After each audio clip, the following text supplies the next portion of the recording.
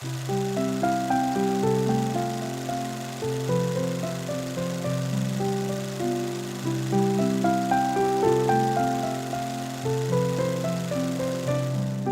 of all, how wonderful the work that's being done there. And I like to think of it as meeting a particular need. And I don't really separate church ministries or parachurch ministries from the whole body of Christ. I see it as something that we're all participating in. I just see it as we have a department, there's another department, and there's another department, and all the departments are doing their particular thing, whatever it is God has called them to do. And I have the opportunity to go by the outreach center every day because I live on that side of town. So I see the wonderful work every day, just judging by the cars and the amount of people that are coming in and out of there. I know something going, because you can't get that many people to come around if nothing's going on. The Bible calls it the least of these. And whatever you do to the least of these, you've done it unto me. And there's a lot of people who are not least as in they're not gifted and talented, but least as in they're obscure, they're marginalized. And hard times hit people. And especially nowadays, there's some very difficult times. And it's so wonderful to know that there's someone out there that are tending to and strategically thinking about how to meet the needs of people who are going through some difficult times. And so that's how I see the outreach, and they truly are. You all are reaching out into the community, meeting particular needs. We see it on a much lower level when people come by for benevolence. We assist them with, whether it be rent or whether it be, utilities or maybe help with some food. But you guys see it on a much grander scale. And we know that the amount of need has increased just based upon numbers who come singly by here.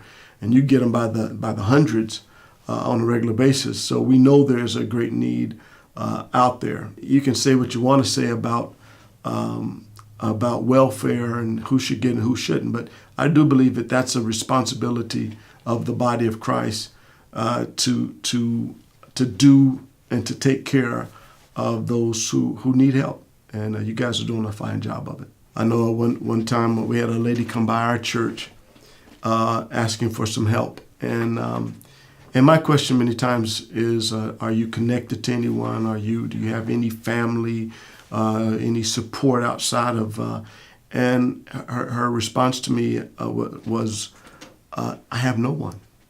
I have no one. And it threw me back, because I can't imagine life with not having anyone, no connections whatsoever. And quite naturally, I said, where there's help, you need to plug in somewhere, and I think it's difficult, more difficult than we think for people to plug in sometimes, because they're coming from maybe some an estimation of themselves that is very low, and so to go into what they would consider an environment where everybody seems to have it going on, which is not the truth. And we're all being patched up and fixed, but to go in where you perceive everyone is not where you are is a difficult thing. It's difficult to go into an environment where you're kind of conscious of yourself and that you don't have everything you need.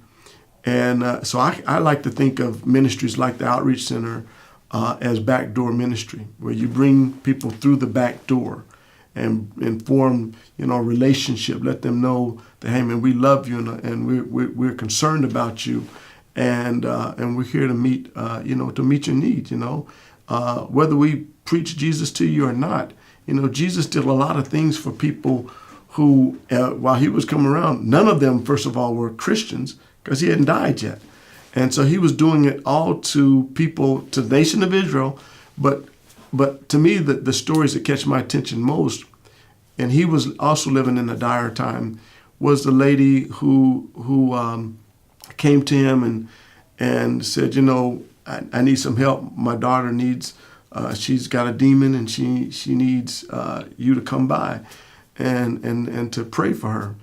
And Jesus kind of looked her off in a sense. I don't think he was making a point, I believe. But he looked her off and he says, this is not for you. This is for the children. And she kept on. She was persistent. She said, but even the dogs eat the crumbs. And Jesus said, and marveled at her and said, I've not seen so great a faith. And he said the same thing about the centurion, who was a Roman soldier who had no covenant with God. So these two people who were not even in covenant with God, who Jesus marveled at their faith.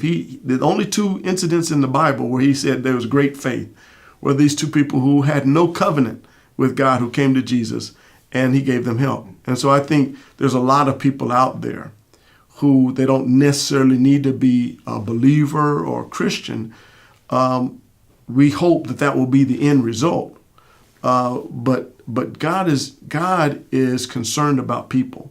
And in this time in which we're now living in, there's a lot of need out there. The thought of what some kids are going home to on a day-to-day basis, the lack of need that's there, I think it would probably drop a lot of us to our knees to know what kids are going home to. I look at, we say we don't have, when my kids say they don't have anything, it means that they have nothing that they want in the cupboard. It's not that we don't have anything, it's that they just don't want what we have. But there are people out there who don't have anything, and I think it's incumbent upon the body of Christ to be considerate of them and not just be considerate of what we have and just try to build ourselves up. And I think the Outreach Center is doing that.